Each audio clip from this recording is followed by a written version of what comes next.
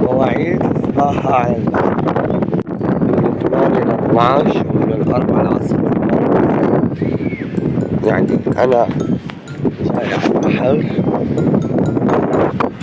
حتى أنزل الساعة 8 الصبح للساعة 12، يعني رجاءً ثم رجاءً اتبعوا الكلام اللي عملوكن، لأنه هن اللي بيعرفوا شو الوضع عندهم بالشط.